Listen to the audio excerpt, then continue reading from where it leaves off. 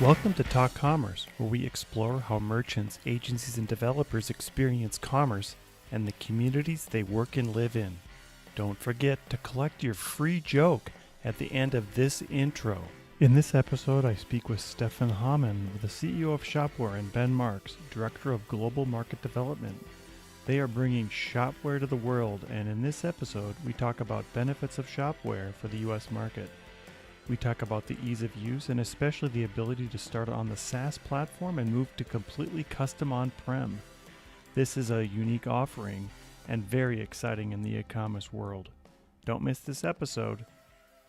And now, your free joke. My dentist said my teeth are stained. He asked, "Do you smoke or drink coffee?" I replied, "I drink it."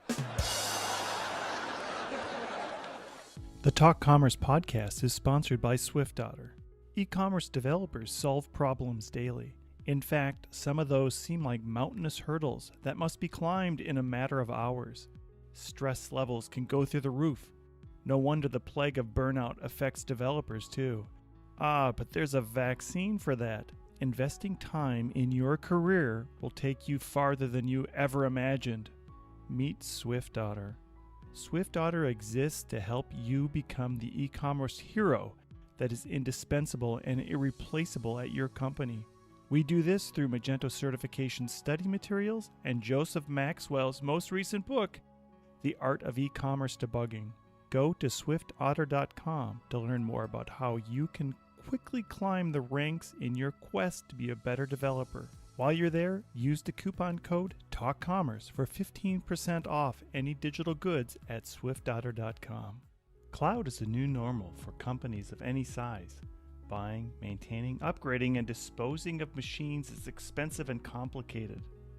Amazon Web Services, managed by eWay Corp, offers an easy-to-use, flexible, cost-effective solution to all your infrastructure needs. eWay Corp can provide a secure, reliable, scalable, high-performance network that will make your office hum, not literally. eWay Corp has saved its customers an average of 31% on their IT costs while adding 62% to the bottom line efficiency. To top that, their customers have seen 43% fewer security incidents. Go to ewaycorp.com to learn how you can start saving money and headaches by moving to the cloud. That's ewaycorp.com. My name is Brent Peterson, and I'm your host. Please remember to subscribe wherever you download your podcasts. And now, Talk Commerce. Welcome to this Super Shopware episode of Talk Commerce. Today I have Ben Marks and Stefan Hamann from Shopware. Why don't you two go ahead and introduce yourself? Stefan, go ahead and start us off. Yes, hi. I'm glad to be here. My name is Stefan Hamann, and I'm the CEO and founder of Shopware, together with my brother Sebastian. And doing this for 21 years now, and now we are in the stage of internationalization with Shopware and doing our first steps in the US, and really happy to be here and to talk a little bit about Shopware. And I joined Stefan and Sebastian and the team earlier this year at Shopware, which just occurred to me is actually old enough to drink in the US now, or close enough to it, right? 21 years. That's pretty amazing. Previously working at another e-commerce platform in the ecosystem, but open source e-commerce has been my shtick and my absolute pleasure and privilege to be a part of for getting dangerously close to 20 years now. It's been about 18 years. Go Blue, right? Go Blue. Yep. Thank you both for being here. I think the open source community right now, especially on the Magento side, is it's exciting, and it's always good to see new players hit the shores of the U.S. So maybe Ben, why don't you start off with what your role is with Shopware and some of the things that you have exciting plans around. So it was interesting enough. So when I joined Shopware, I joined an organization. So Shopware enjoys tremendous success in throughout Europe, but particularly throughout the German-speaking regions, DACH, and also Benelux. And then there's, we see Shopware pop up organically all over the place. But it was interesting joining. I came into a company that was, really fully embracing an international approach and international perspective. And it seems my arrival sort of uncovered a real interest to have for Shopware to be part of the U.S. platform ecosystem. So it's been it actually didn't take very long for me to realize that some of my initial go-to-market activities, as I'm looking at developing markets worldwide, were right here at home, conveniently enough, in my own native time zones. So it's for me, any platform needs an ecosystem, and that's been my focus since pretty much since day one, was to make sure that we're laying good groundwork and making good use of all of the relationships that I've had the fortune to build over the past 10 years or more in the space, and and I'm working with a great team of my fellow directors, and then management and the rest of the crew at Shopware, who all seem to be eager to take Shopware everywhere it deserves to go.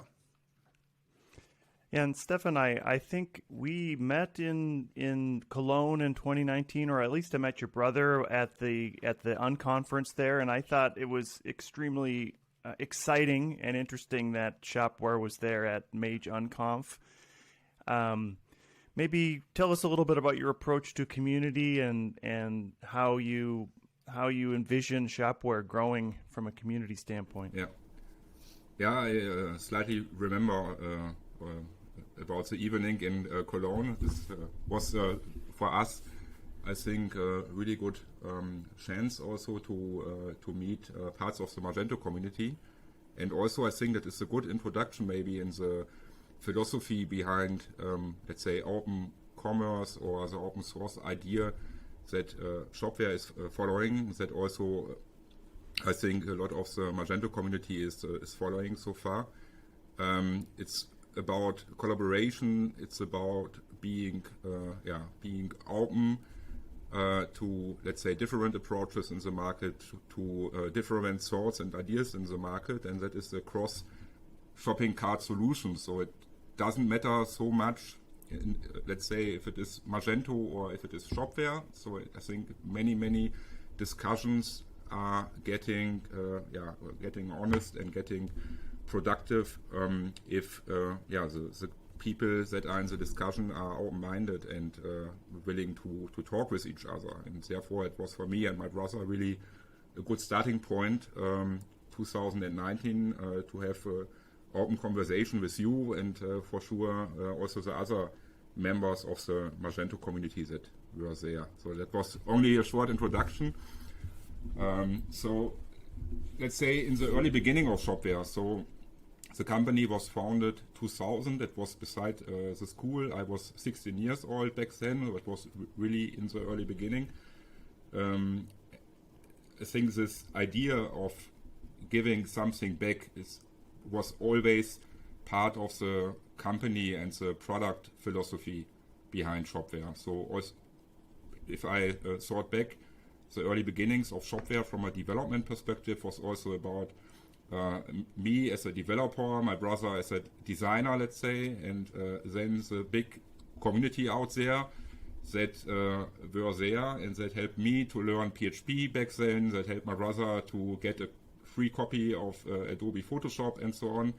And that was for us both, I think, was very important to not only get things out of the internet or out of the community, but also to give things back. And therefore it was for us natural to make the decision to put Shopware under an open source license.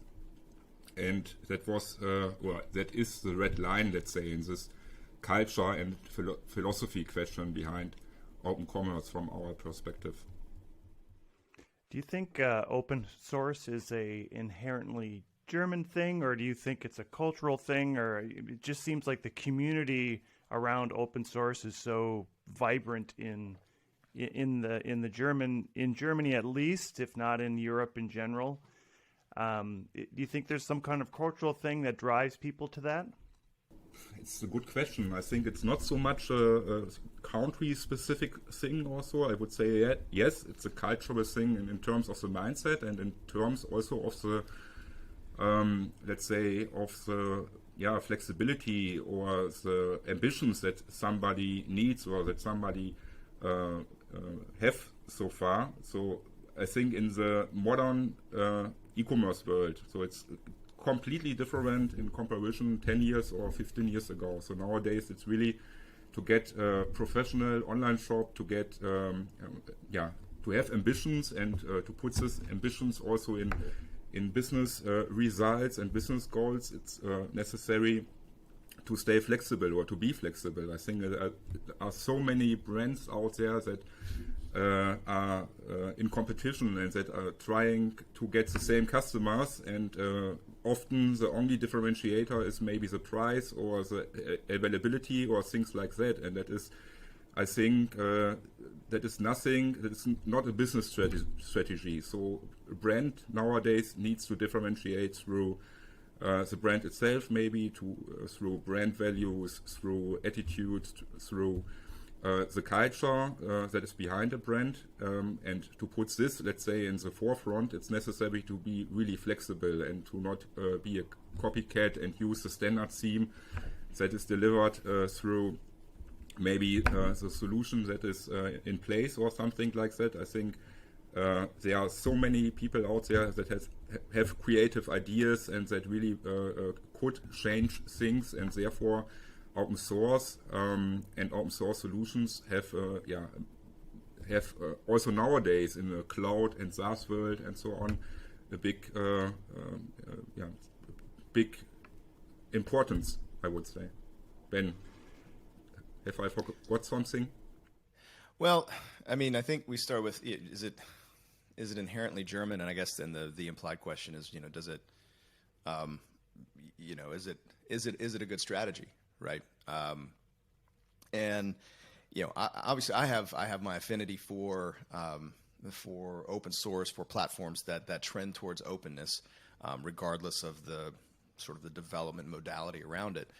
I mean, I can say my introduction, I didn't know anything about open source until I got into, back then it was the Magento ecosystem. In the early days, it was a fresh product, aspirational, no enterprise business or anything like that, and I just found my way into into IRC, Internet Relay Chat for you kids out there. That was the original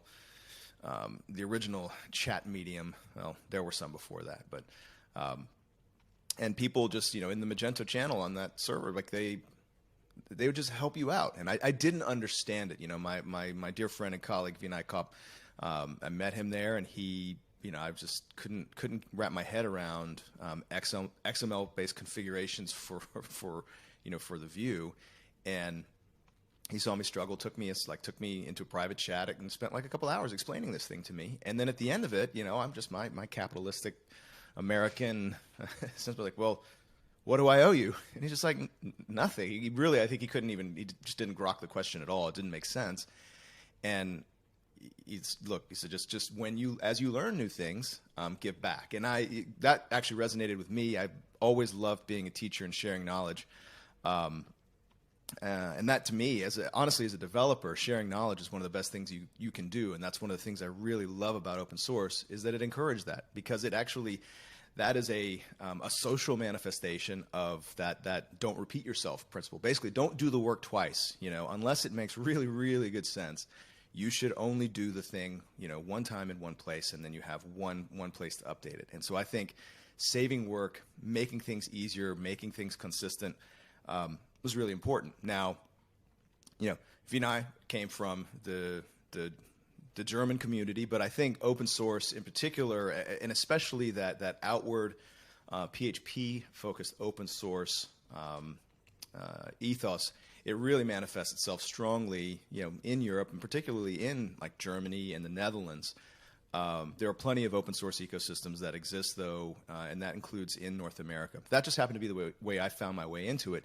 And then I think that same attitude lends itself pretty well when you see that manifest a little bit more deeply throughout and kind of the DNA of an open source platform, because it encourages the kind of stewardship, knowledge sharing, and sort of rising tide lifts all boats. A vastly overused metaphor, but often really the best one.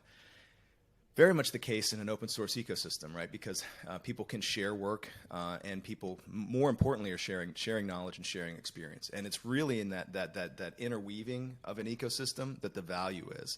I think a lot of companies companies just in general would tend to look at their user base or their community as they would tend to measure the connection of individual members to the company itself, right? Number of accounts and number of forum members and things like that. But the real important metric is how interconnected and how supporting is an ecosystem of each of its members. And that, I think, tends to happen around open source projects, and particularly e-commerce open source projects, because let's face it, e-commerce isn't easy. If it were easy, we would have solved this stuff like a long time ago. We wouldn't even be having these podcasts anymore. You would just have stuff online and it would be sold and no one would ever have any problems. But I suspect that we won't be solving these problems completely anytime soon. Stefan, you mentioned flexibility, and I think the one thing that excites me about Shopware is the flexibility that's built in, but you also have some easy onboarding for a SaaS style platform. Maybe you could speak a little bit about that. And I know Ben had alluded earlier in an earlier podcast about the ease of going from SaaS to PaaS and on-prem. I love this model. I think others have tried to go there. So maybe we can go into a little bit about those solutions and the ease of use.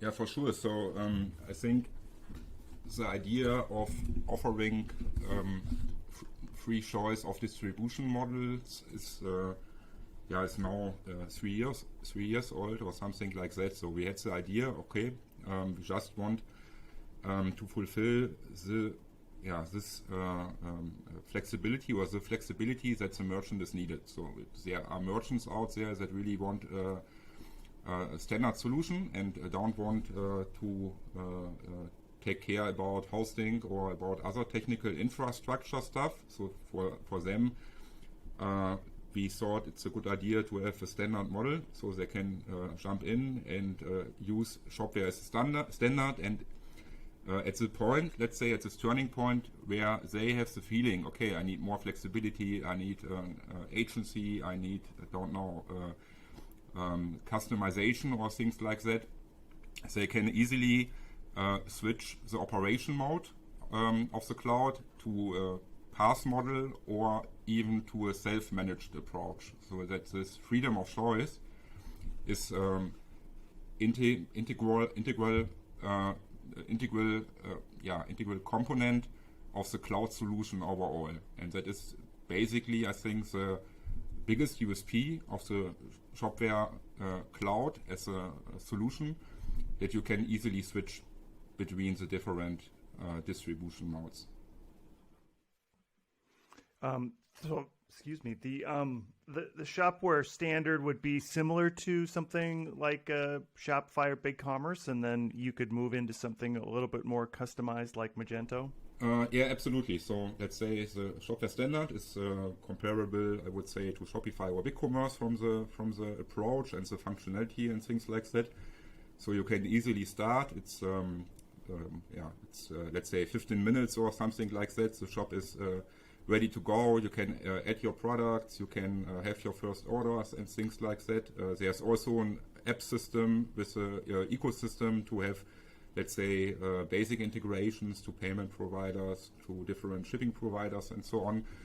And if you want more, you can decide if you just want, let's say, custom apps or things like that, so that you can have basic adjustments in terms of customization, or even if you want to go further and have the full control over your complete environment. And that means you can then jump out of the cloud and get to your favorite hoster, set up an environment and get all your things that you have already done, like your let's say database or the apps that you have maybe purchased or things like that, can easily take this out of the cloud and use it also in your self-managed environment.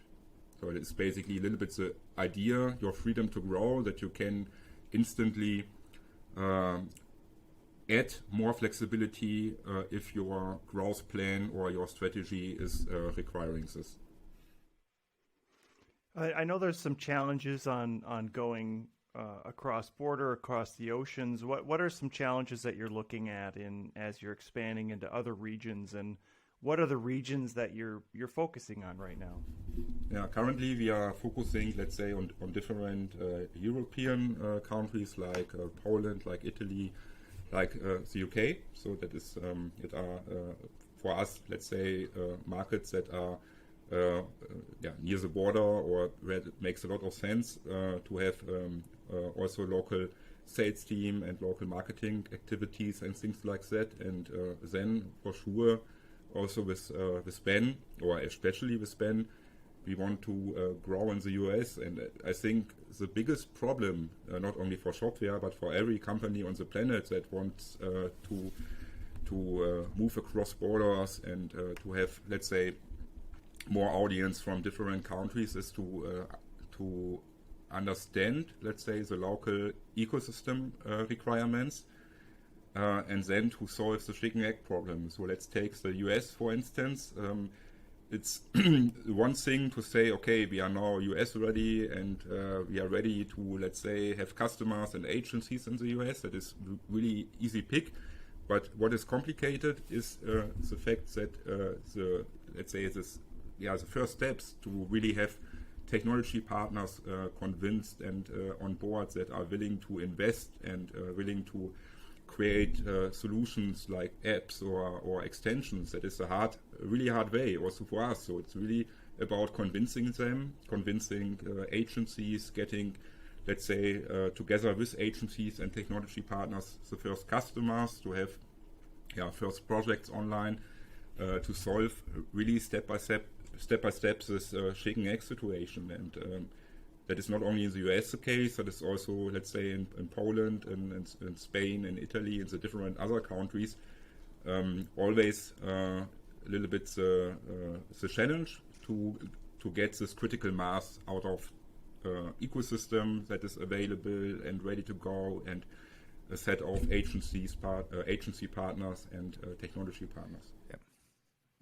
Yep. I can sign on 100% to that. I mean, and that is not an unfamiliar challenge to every business that's done it. Businesses are lucky when their adoption has happened organically in some markets, as has happened to happen with my previous employer, thanks to really good timing.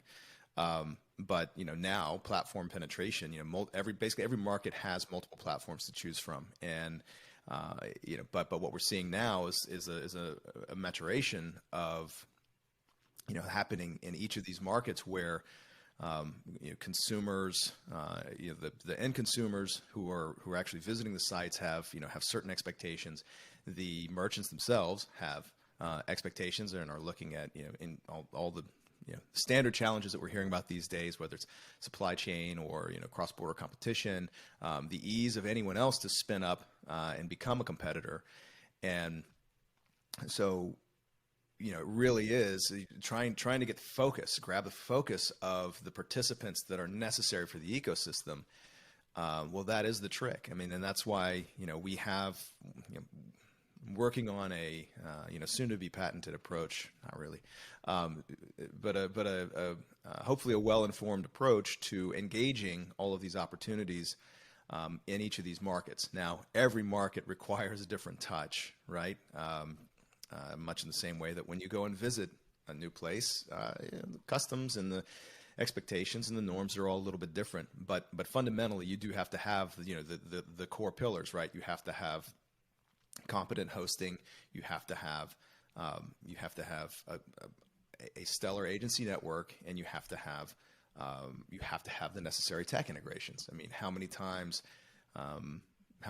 has a company that maybe some of your listeners know or work for try to go into a new market and find out that the platform they're working with doesn't have a key integration. So that's one of the things that I've been diligently working on. I've definitely been on more phone calls probably in the last 6 to 7 months than I have in my entire life. And that's a good thing because, right, we have a lot of work to do, but there's a lot of excitement out there to actually do the right thing and be the platform that gives people the kind of control that they're looking for. But it really does, as I said earlier, it goes back to building that interconnected ecosystem. And then as a platform, we have to we got to pour all sorts of nutrients and water into the ground and let help spring up all these developers that can use the platform, the business practitioners who can use the platform, and then start to build that brand awareness. I mean, the good thing is I already have POCs underway for merchants here in the US. So it's not just that we have some of the key integrations like with TaxJar and PayPal and others, but it's also about proving those integrations, actually in the maybe the older sense of the word, literally proving them in situ in here in the US and making sure that yes, these things actually have now been tested, have now been vetted. And I have to say I'm a bit humbled and feel a strong sense of commitment towards all of these businesses who and that's hosting companies, that's the tech partners and the agencies who are all making what is an early bet on Shopware in their market, because I think we do have something pretty substantial to offer that gives merchants, gives their customers experiences and room to innovate and room to grow that is certainly a different character than what's available in the SaaS platforms. And I always want to make clear, I'm a huge fan of SaaS platforms, and they get to do impressive things at a substantial scale. But they're sort of always focusing on, this massively middle-weighted average of their businesses. And we get to do, Shopware, open platforms, we get to do really cool stuff, that helps, I think, define and set sort of the next sort of level where e-commerce is going to go. Like, innovation happens when you just give people the tools to build whatever they want. Some of it's going to be absolutely just way out there, but some of it's going to be truly impactful. And then, just as we've seen for the last decade in e-commerce, as we come up with something really new and novel, well, guess what? 6 months later, if it's really the right thing, 6 months later, it's like the expectation. That kind of rapid iteration of consumer expectation, that happens on the back of open commerce platforms for sure. We've seen it before, and we'll continue to see it. And I don't know, at Shopware, we like to say we're future proof, which anyone has to kind of consider, sort of take that phrase with a little bit of a grain of salt. But our approach to it is, you're future proof when you are actually the one who has the freedom and ability to easily invent the future and be in control of your destiny. So, yeah, I think that hopefully that rounds that out nicely. I think yesterday I had a conversation with a merchant or a platform person who talked about 20 years ago there was a big divergence between super complicated, like customized e-commerce, and then something like Yahoo stores, where it was just like almost, vanilla. You just do what you could do just to sell stuff. Yep. Then we went to kind of an emergence, and then we're back to now, like, I like what you said about middle weighted. What is the differentiator then for Shopify? excuse me. Hey, Shopware. you're not the only one on this. You're not the only one on this call who still does that. What is your differentiator between some of those middle-weighted platforms and then the complicated ones? Well, we have several. Stefan, you should probably take this because you're at the helm and you have so much of the vision there. I have my thoughts, but I'll say you can go first on this. Yeah, absolutely. So I would recommend to take a view on it on different perspectives. So first of all, I would say we have one. Let's say, besides this open commerce or this idea of being open from a cultural view and things like that, it is also on the feature side part of the cloud decision, like that you can move out of the cloud and use your self-managed environment. That is one part of the story, and another red line in the over the last 10 years or so is the focus on the customer experience. So it was always a big part of the Shopware feature set to enable merchants without requiring much technical knowledge or things like that, to enable them to really create outstanding shopping experiences by them own. So by really offering a drag and drop approach where you can put together your, let's say, brand campaigning, your landing pages, your promotions and things like that, by choosing different elements from content and commerce, from let's say compositions out of images and videos and AR stuff and things like that, so that really a brand can easily start and from day one can also put this brand feeling and this brand experience in the foreground. And that is was in Shopware 4, let's say, part of the feature set, in Shopware 5 and therefore also in Shopware 6. It's one of the main differentiators where we put a lot of effort in. And where we also think, if you have a view on the market development, like it's incredibly difficult for companies to find developers, to find agencies, to really have the manpower that is required to get these people on the table. And therefore, also in Shopware 6, this idea of enabling the merchants in terms of marketing, in terms also of app development and flexibility in the business processes is a big part of the product itself. So besides this shopping experience designer, you also have feature set around the so-called rule builder and flow builder. So merchants can easily change the standard processes of Shopware. Also by drag and drop new processes together. And therefore they can really have a lot of flexibility without, let's say, without leaving the standard. And if they even want more flexibility, or let's say they have really this very creative idea and want to change every single line of code or things like that, and it's possible. And I think this all together is really a great deal, because of you as a merchant, you have this promise of Shopware. Shopware always will be open, so you can have the flexibility in any, let's say, shading you need, and you get really the power and the enablement that is necessary to create outstanding shopping experiences. So everybody's talking about, but let's say if you then have a look on the different shops that are out there, I would say if you have a look on 10 shops, 8 out of 10 are not outstanding, or let's say defined by some kind of experience that really sticks in the mind. And I think that is a big chance for many brands. Yeah, I mean we're not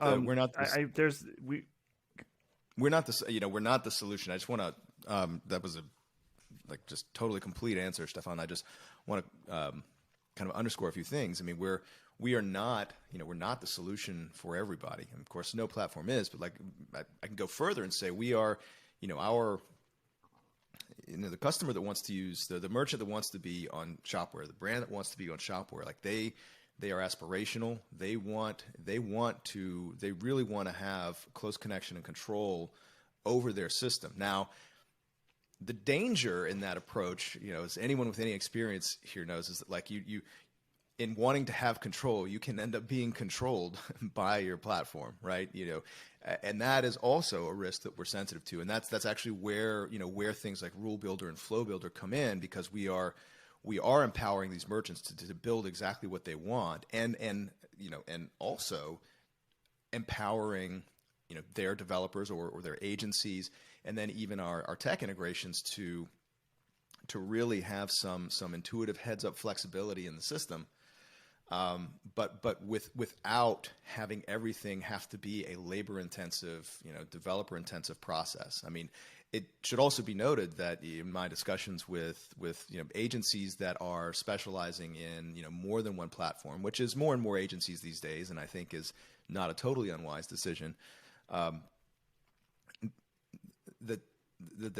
with Shopware, with Shopware 6, we wanted flexibility based on our Symphony framework core, but we tried to strike a balance between the configurability and the ease with which you can modify even behaviors coming from the framework level, but not make it so overly complicated that every single change was both labor intensive and kind of fraught with that spooky action at a distance problem, where you make this one little change here and then something breaks here and you've got to figure out how that works. We wanted it to be, we want to reduce the development costs. We want to make things much less brittle, and I think we're seeing that vision manifest. I mean, that was probably when I joined Shopware and realized that between Shopware 5, which was phenomenally successful,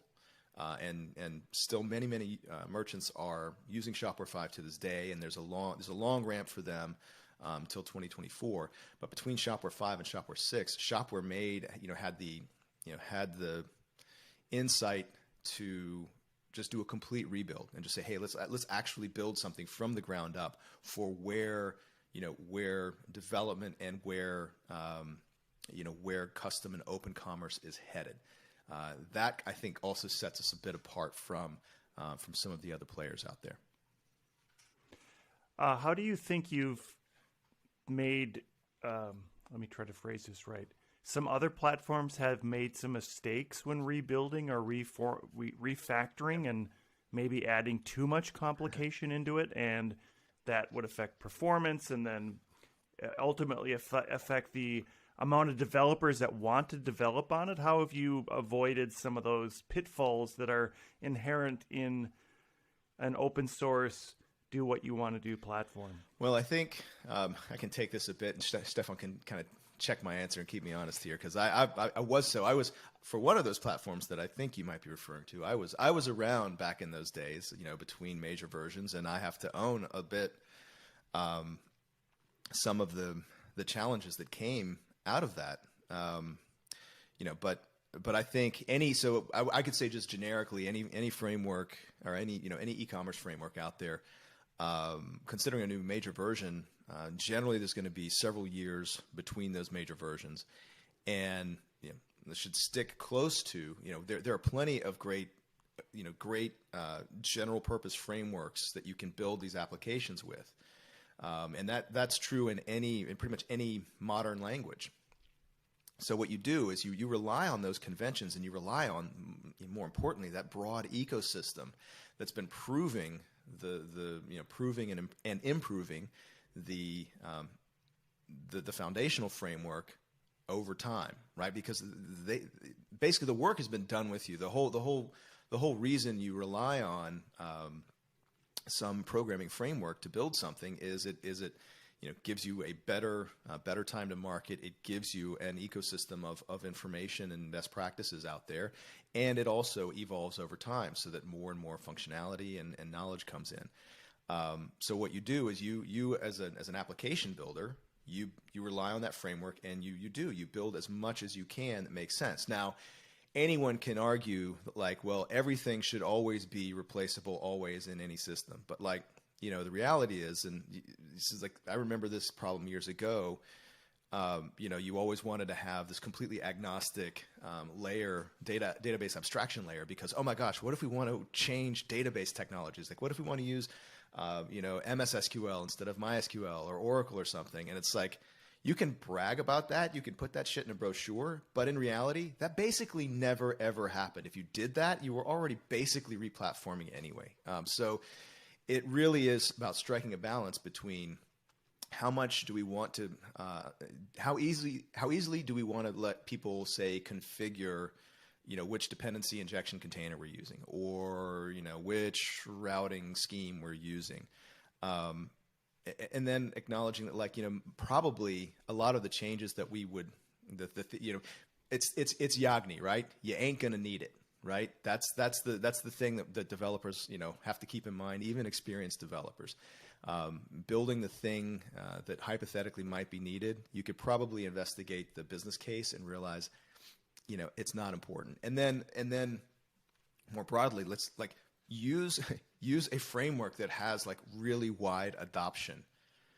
So Symfony, Fabien Potencier has got to be one of the most just understated, absolutely brilliant people certainly in the land of PHP, for building not only this amazing framework, which has persisted, for years and years and through like 5 major iterations, but entire businesses around it, and including like Blackfire, which is just a stellar diagnostics tool, and enabling all sorts of business around this space. And it's all just super easy, and he's super accessible. And I've had many conversations with him at many conferences, as well as his team members and people adjacent to the Symfony community. And when you see that your base layer framework has that kind of ecosystem around it, you're probably going to have some quick wins up at the application level. Because again, let's face it, e-commerce development is friggin' hard enough. Let's make sure that we have that when you get down below the e-commerce application layer, and maybe the little interstitial e-commerce framework layer, that you're not basically looking at this bog of uncertainty underneath, right? You have a whole world of knowledge and people from which to draw. So like making sure that there are people who are available to actually do this work and who want to do the work. That's the important thing. That's one of the things I've heard over the years with various frameworks, is that developers are just like, man, I have my choice of jobs, and working with this application XYZ is just driving me bonkers, and I'm gonna go do something else. Some go to other e-commerce apps, some leave e-commerce altogether. And so you want to make it fun, you want to make it easy, and you want to make it intuitive for developers to both learn, ramp up, especially using knowledge that they already have, and then to be able to just get stuff done in their day-to-day job.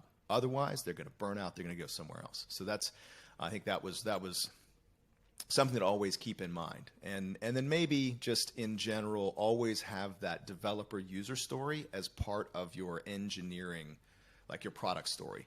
Because at the end of the day, the developers and the agencies, they're also your users as well, and they have to be able to deliver the work, or else, honestly, all the core stuff that we build isn't going to matter, because someone has to actually do the actual implementation and adapt our work to the world of the merchant. Stefan, so you mentioned when we first started that you've been doing this for 20 years now. What continues to get you excited about Shopware and about e-commerce? What is it that's driving you to keep innovating and making this more exciting?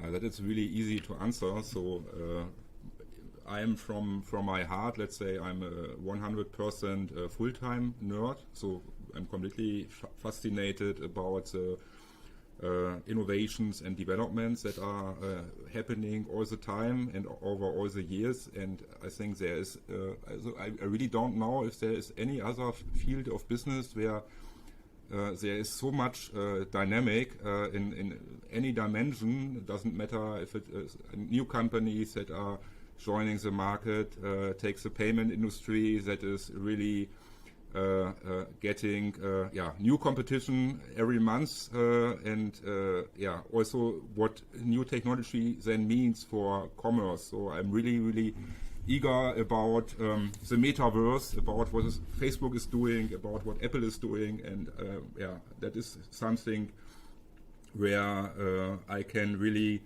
have my passion invested, and where I have the feeling that there will be so much exciting stuff that will come over the next years. So it's not getting boring, not a single second. When I talk about getting people to attend a conference, and that's what I seem to do a lot of promoting around. I always say, why should a merchant attend? So if we frame that in, why would a merchant right now want to adopt Why would a merchant right now want to adopt Shopware? Let's just put it in the U.S. market. Why would a merchant want to adopt Shopware? Why would an agency want to adopt and sell Shopware? And the most important part is, why would a developer want to develop on it? Yeah. So for me, I'll take this one because it's kind of my job. For me, again, the platform consideration is important. It's critical, for the merchants out there listening, and for the agencies out there who have to make these decisions. I mean, I'm always a little bit concerned when an agency only knows one platform, and that happens to be the platform that they always recommend, and they never disqualify any merchant for that platform, right? Because there are plenty of choices. Now today, what's happening in the U.S. market? I mean, these trends I think apply also worldwide. Well, with some exceptions around, two continents, like Africa and Asia.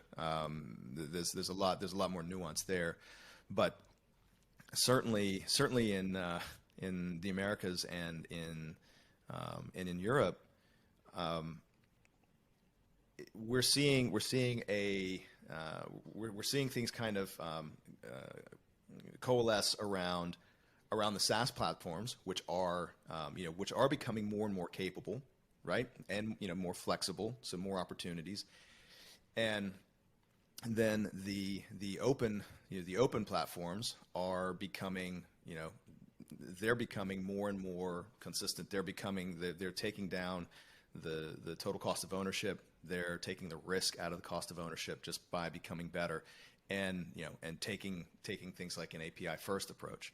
So basically, if you look at SaaS here and you look at open commerce here, I mean, there kind of is a convergence of things, because as SaaS platforms are trying to become more and more flexible, what happens is they are enabling more and more customization on top of them. And guess what? You can build against a black box SaaS backend, but when you're building like a headless front end, you are beholden to the agency that's involved. You're beholden to the robustness or fragility of the integrations that you're using, and you end up essentially with a similar scope.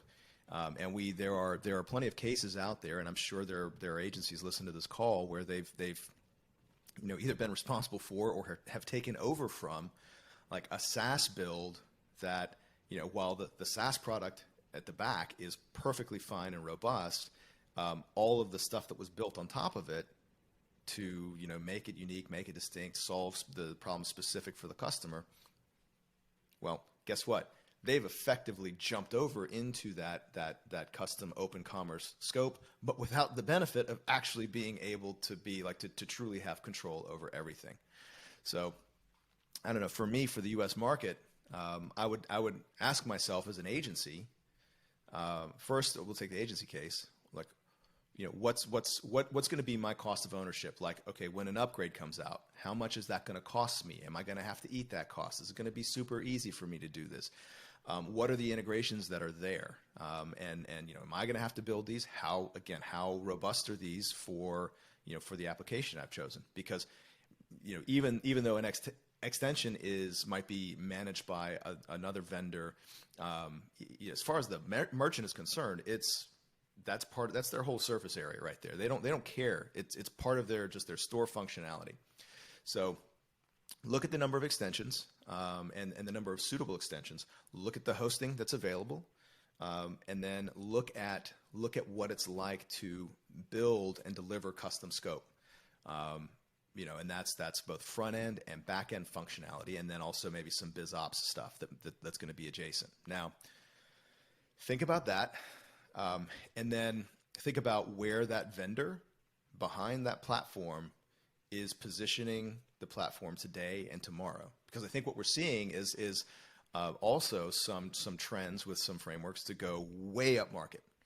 And you have to start looking at it as, okay, are the investments that I'm making today, are they being made into a platform that's going to still be interested in my business, in even a couple years time? Like that to me is a pretty critical consideration, because there's not a lot, there really aren't a lot of well-known, robust, like low TCO solutions that allow for open commerce, for merchants, especially in like the, 2 million to 50 million space, right? Not really. And I mean, I can name at least one, from Germany, but I think we're actually seeing that market being a bit neglected. So I'm really glad that Shopware is here. Is here, in general, and here in the U.S., coming to the U.S.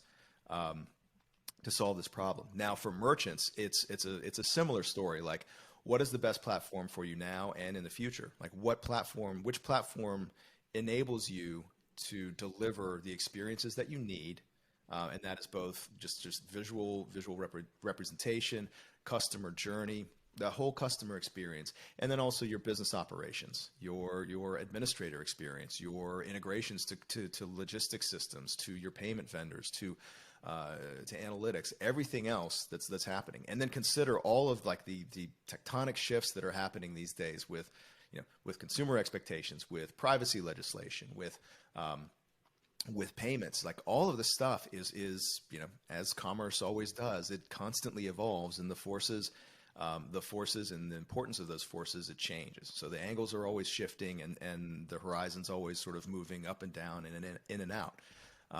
So does your platform actually enable you to not only respond, but to kind of lead that charge as this industry evolves? I mean, those are the questions that would keep me up at night as a merchant. And then, and then finally, like, is the platform actually, do they give a shit? Are they actually here for us? Are they here to help me as a merchant, as a brand, do what I want to do? And, I know I can speak for Shopware when I say that, all my colleagues, like they really ask the question, like, hey, how does this affect our customers? How does this affect our merchants and our agencies? How are we helping? How are we providing value for our tech integrations? Like this culture is part of every conversation that I have, and that is that's also a pretty humbling environment to work in, right? When you see how much care is given for the people who are so strongly impacted by the decisions that we make. That really is what matters from a platform. Ben, I think you hit it on the head, and that is the core of what's happening on another platform right now. Is your platform interested in your future business? And I feel like that's what everybody should be asking. Is your platform interested in your future business? Because I think there's platforms that alienate other platforms. And then do they give a shit, as you so nicely said? And we don't have a lot of time left, but maybe we could talk about what is the future proof of commerce? What is it that makes it future proof? What do you think, Stefan?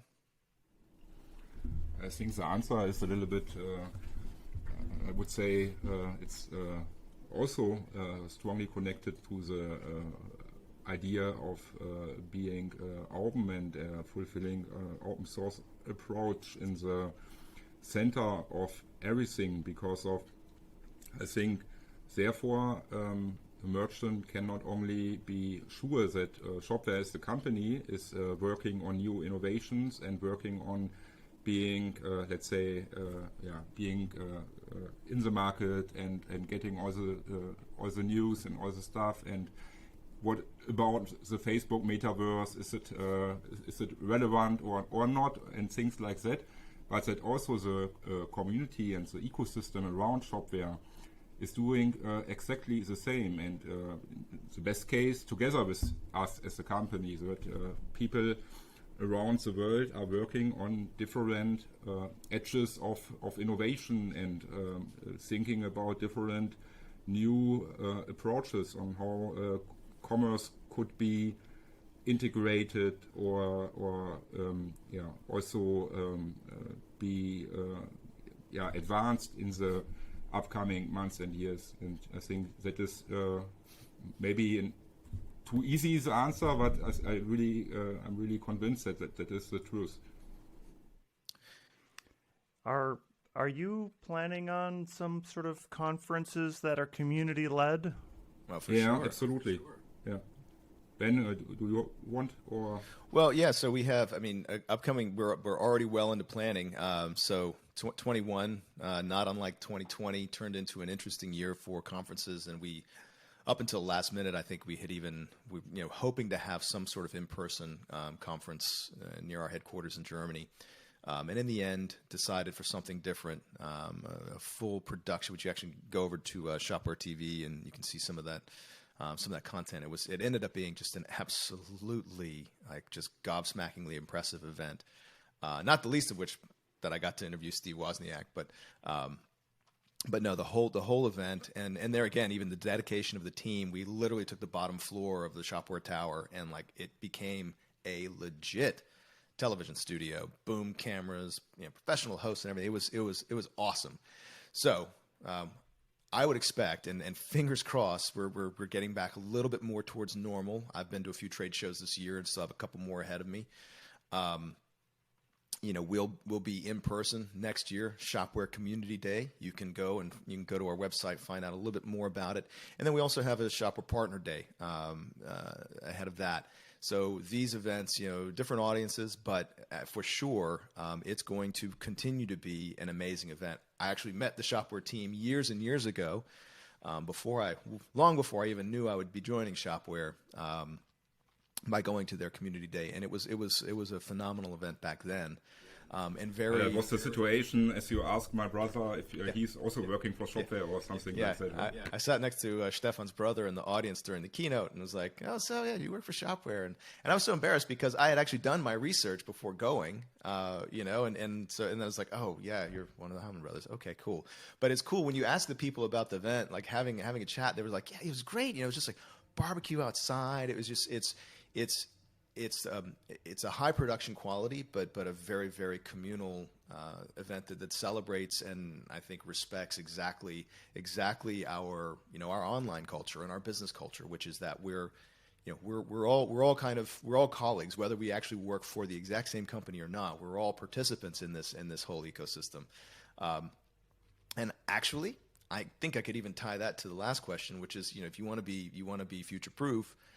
Well, you are working hand in hand with every participant in the ecosystem. So, which platforms are enabling and facilitating and encouraging that kind of ecosystem and that kind of interconnectivity, right, and interdependency? Those are the ones who are gonna meet the future head on and also help define the future. Not because of some, super secret sauce. It's not that hard. It's just that everyone working together in combination, we actually, you get those people who wait, I see this trend coming, and then they work on it, and then someone else gets interested and they see it. And there's this freedom and this impetus to always share this stuff with everyone else in an open platform ecosystem. And that's how we get to catch fire and move much more quickly. And then And then we all have this exchange. All the platforms have this exchange of like, oh wow, look what they just did. Look at what they're doing. Okay, now we're doing something that's pretty awesome. The cool thing is, again, about open platforms like ours is we in combination with our ecosystem, we're delivering that stuff and we're enabling that stuff way, way faster than anyone else. And that is truly how you differentiate yourself as a brand or as a merchant in this business. Is you give the consumers exactly what they need, whether they know it or not, right? So it could be the experience that they know that they need and that they're expecting, or it could be that really new thing that they didn't know that they needed, but all of a sudden it's there and they're like, wow, this is it. And then that becomes the new normal. That's where I think we address the problem of the future. I guess we don't ever really solve the future. We just make sure that we're walking that path in the forefront of everyone else. That's really good stuff. We have used up an hour of our time today, and I appreciate you both being here. When I close out, I always give everybody a chance to do a shameless plug. So we're going to do two today, Ben and Stefan. Stefan, why don't you give us a shameless plug? You can promote anything you'd like, a charity, you can promote Shopware, anything you'd like to promote today. Oh, I want to say hello to my mother-in-law. No, just kidding. So no, I just don't want to promote Shopware. I think if you want to have a look, let's say under the hood, or if you have a question or things like that, you can reach me through LinkedIn or Twitter or whatever. So I'm really open to every question out there.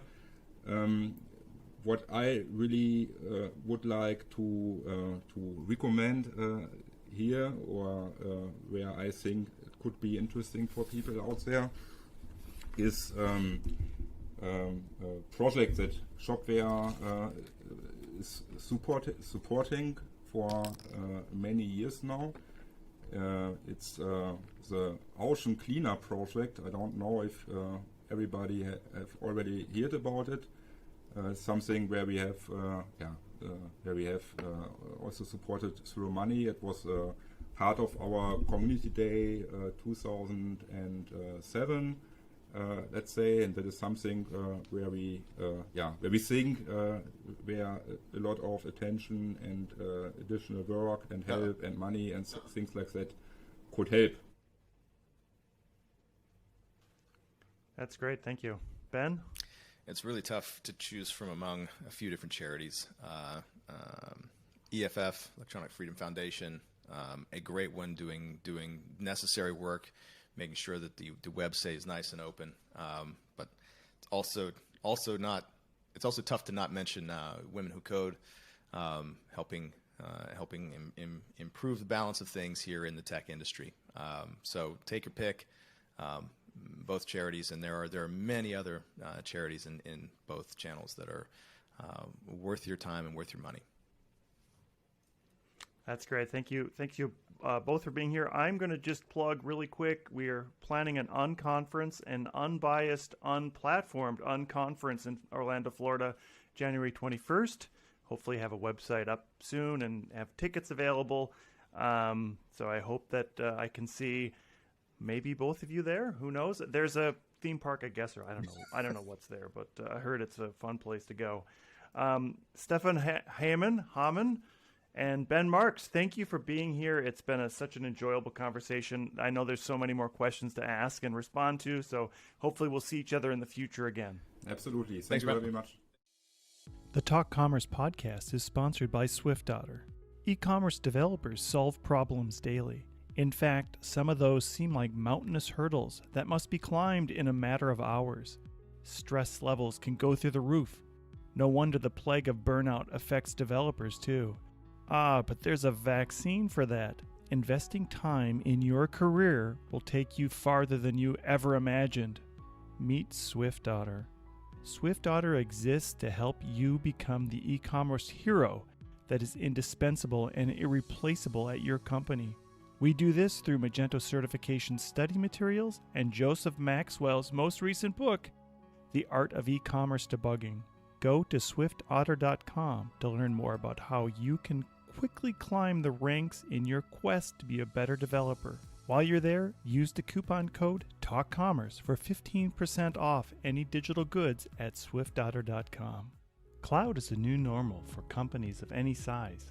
Buying, maintaining, upgrading, and disposing of machines is expensive and complicated. Amazon Web Services, managed by eWay Corp, offers an easy-to-use, flexible, cost-effective solution to all your infrastructure needs. eWay Corp can provide a secure, reliable, scalable, high-performance network that will make your office hum, not literally. eWay Corp has saved its customers an average of 31% on their IT costs while adding 62% to the bottom line efficiency. To top that, their customers have seen 43% fewer security incidents. Go to ewaycorp.com to learn how you can start saving money and headaches by moving to the cloud. That's ewaycorp.com. Thank you again for listening. My name is Brent Peterson, and it has been my pleasure to be your host today. Please rate and subscribe to Talk Commerce. New shows out every week.